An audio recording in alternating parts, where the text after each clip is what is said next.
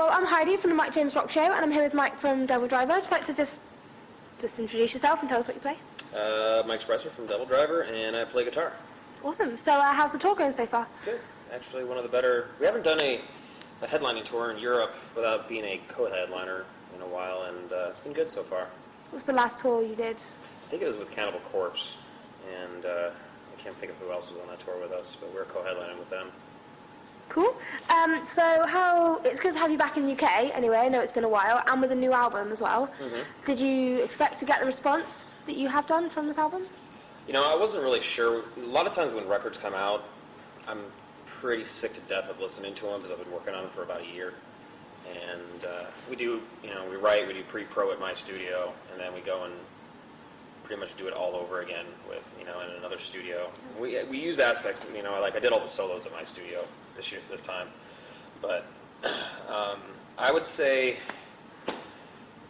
I remember our producer, Mark Lewis, did the mastering on it and wanted us to improve all the fades, from song to song. Yeah. And I just couldn't listen to the record. Had enough by the end. I just had enough. And Jeff and John replied on the email chain saying, yeah, they're good. And I was like, yeah, sounds great, whatever. And I was just like, I couldn't. So I don't think I listened to the record after it was mastered for, 3 or 4 months. A while. And I was just, I can't. And it's always weird to me, listening to the instrumentals after Dez puts his vocals on it, because it just changes the song completely when you put vocals on it. And it takes a while for it to settle in. You listen to anything more than once. It's like your favourite song. You listen to it enough, and you've had enough of it by the end. You just don't want to listen to it anymore. But the response is, I think, probably the best that we've gotten from our fans since we released Last Kind Words. And because Pray for Villains and Beast, even from my perspective, are probably our oddball records. I love Pray for Villains and I love Beast. I'd say Beast is probably my least favorite. But why? What do you reckon? I don't know. It's just one of those things, just not feeling it. I was really into it. It's really cool. It's really technical.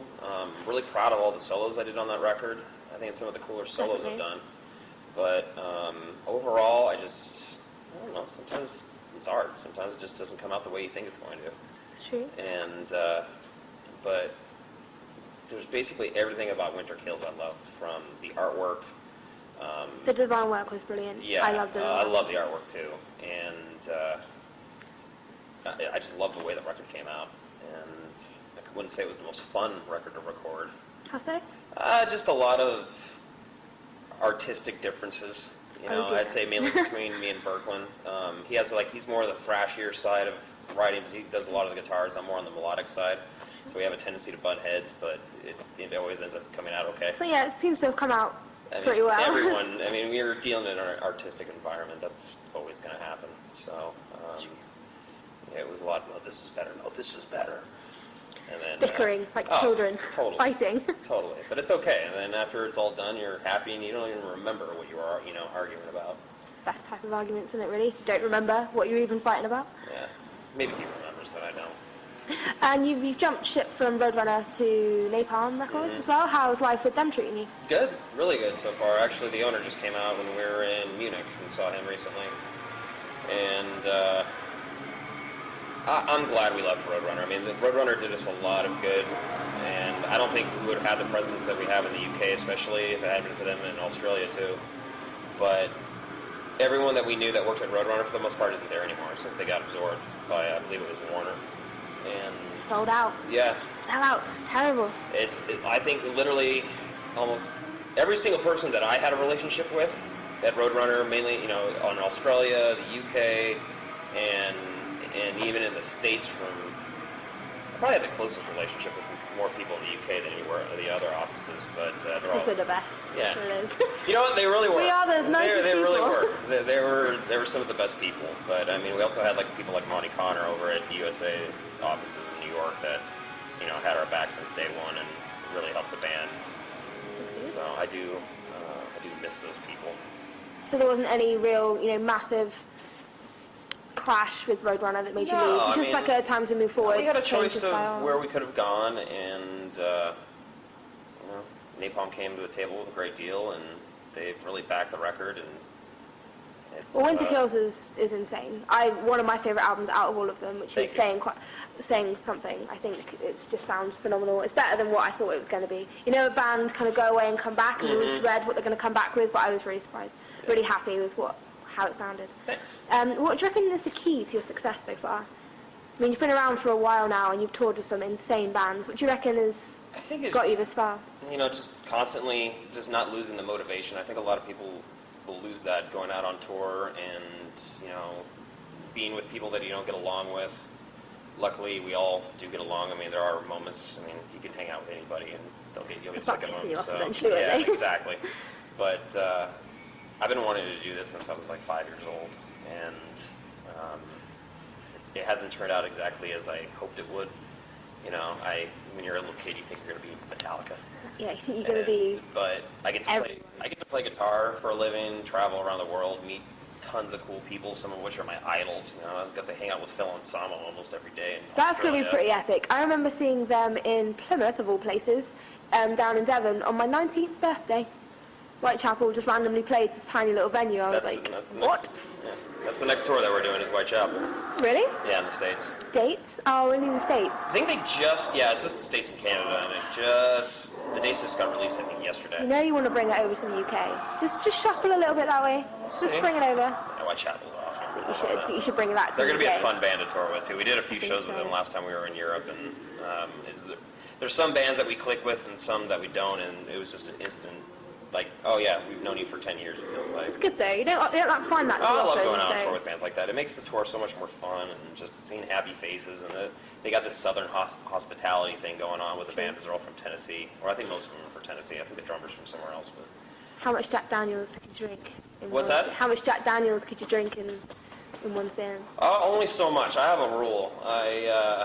I hardly ever drink after the shows anymore, unless there's something really fun going on, and I limit myself to 2 hours before the show. 2 hours of drinking. Very sensible of you. Yeah, well, it probably should be 1 hour, but I limit myself to 2 hours. Otherwise, I get up there and I feel too sluggish, and it's not worth it. No. So, what else have you been up to this past year? Well, apart from releasing Winter Kills, of course. Lots of change going on in my life recently. Moved into a new place recently. I'm building a new studio in my garage, which I've been working on for almost a year. That's pretty cool. And, well, minus the breaks I have to take when we're leaving on tour. My old studio has been at my parents' house, and that's where we've been doing all the pre-production, and I can't do another record there. I've done 5. No, actually 4. The Free River Maker's Hands, we did pre-pro for that one when I was living in the band's rehearsal space in Santa Barbara, and pretty much living like a bum. Like a bum. And no windows, no plumbing, just electricity. Oh wow, so really like a bum. Oh yeah, it was. I'll spare you the rest of the experience. Yeah, I think maybe tell me later. I mean, pretty lived in though. Okay. You know, and I had a girlfriend at the time, and she was pretty cool about it. She even stayed there with me. So it can't have been that bad. Okay, but if it was that bad, she would have told you. I was like 23 years old too, so who cares? But let's see, I've been doing that, and I was really into surfing when I was a kid, and when I went to college, I kind of strayed away from it, and I've gotten really back into that again. And so when I'm at home, I'm pretty much surfing or working on my studio or fixing something around the house that I just moved into. All productive things then. You're not just bumming around. Yeah, it's been good. I can't complain. Do you ever get a bit homesick being so far away from the US? Sometimes. It's harder when you have a girlfriend. I don't have a girlfriend right now. I've kind of seen somebody, but they don't live, or she doesn't live very close to me anyway, so we wouldn't be seeing each other at the moment. Fun. But that can be tough. When I had a girlfriend and my dogs, which I don't have anymore, but and my family's pretty cool. We're not like, we're close, but my parents and my family are the type like, oh, you haven't called in the last week. They're just kind of like, so how are things going? You still alive? All right, I'll see you when you get home.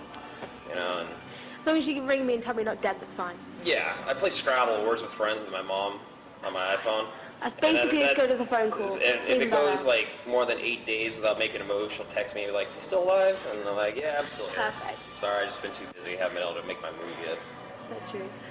So what plans have you got for the summer? It's only April, and it's a horrible day. Dude, I think this summer I'm going to be spending most of my time surfing, which is awesome. No tours or anything planned? I think after this 6 weeks with Whitechapel, and as of now, I think we're going to have July and August off, which is an awesome time to have off in California. So lucky. I'd love to have July and August off. You know, I've been talking to a band that's based out of LA that I might be producing when I get home. Just like 4 songs or something like that. Something always seems to come around when we have time off. Like I mastered a lot of records from some bands in Australia when I was at home last time. Someone from the band wanted me for a mix, and I'll find a band to produce in LA. Find something to do. Yeah, you know. Yeah. It sounds very relaxed. Producing can be kind of a pain in the ass. Not so relaxed yet. Yeah. I take it back. Slap the band members around from time to time and they start arguing over bullshit. It's fine. But no, for the most part, I really do enjoy it. It's nice to be able to work with some people. Not that I don't like working with Devildriver at all. I love working with those guys, and most of them, you know, they're my best friends. But it is nice to take a break and kind of get some outside perspective from other bands and work with them, rather than getting stuck in this Devildriver hole 24/7. Pigeonhole yourself, kind of like spread your wings, as they say. Yeah, and it's interesting to see how other bands write. You know, as opposed to just, there's a way that Devildriver writes, and it's kind of fun to see how other people do it, and actually it inspires me from time to time. Who would you say are your biggest inspirations? Well, growing up, definitely Metallica. I can't say he's much of an inspiration for my guitar playing, but Marilyn Manson was like God to me when I was in high school. He was God to a lot of people when you were younger. Yeah, he was. These days, Whitechapel is one of my favorite bands. I love listening to them. I haven't really sat down with a new record yet. But when I met Danny Elfman of Boingo Boingo, and I just went and saw him live in LA. That was incredible. He did 4 shows in LA, first time performing live in 18 years, I think. And he did 1 show in London with the Hollywood Symphony Orchestra. And he did all the music that he had written for Tim Burton's movies. That's pretty insane. I'm a huge Danny Elfman fan. I love Boingo Boingo. It's actually probably one of the first bands I ever started listening to when I was a kid. And I've been listening to a lot of that. I've been downloading his scores. And I've been working on my studio listening to all that stuff, like the scores for Beetlejuice and Edward Scissorhands. That's not what you'd expect to hear from someone who plays Devildriver. Devildriver. No, I would like to get into in the future. I've always wanted to definitely have someone come along and give me a chance to score a whole movie, which I've never done it before, but I'm sure I could. That'd be pretty awesome. Yeah, I would love to do something like that. Probably more stressful than producing, though. Slightly, I think. I think there's a little bit more pressure on you from higher ups. Like that, rewrite that. You know, fuck you, I don't want to rewrite it. Just do what you want to do. Artistic temperament. Yeah, exactly. There it is again. There it is again. That's actually pretty much all the questions I wanted to ask you, but just before you go, what would you say you would be doing if you hadn't have chosen music as a career? Where do you reckon you'd be? Definitely not sitting in an office or any kind of office job. I would probably be a firefighter, and there was actually a brief period when I was looking to get into underwater welding. Underwater welding? So I love being in the ocean, and I like working with my hands. And it's the most not random job I've ever heard of. It pays well, though. Well, you're underwater, so... Yeah, well, this is the risk factor. It's not the safest thing in the world to do, but I had a friend that her dad, a good friend of his, owned a company, for underwater welding, and it was something that I started to look into and actually look at schools in LA, and but obviously, didn't happen. Chose guitar instead. Well, maybe one day. Do it when you're retired or something. Yeah, I don't know if there's too many companies that like to hire guys that are close to hitting 40. You never know. For underwater. Maybe. Yeah, you never know. Keep the dream alive. I don't know. Just sign the waiver. You can get in there. Doesn't matter. It's fine. Right. Well, thank you so much for talking to me. I'm sure the show tonight's going to be awesome, and I look forward to seeing you. Thanks.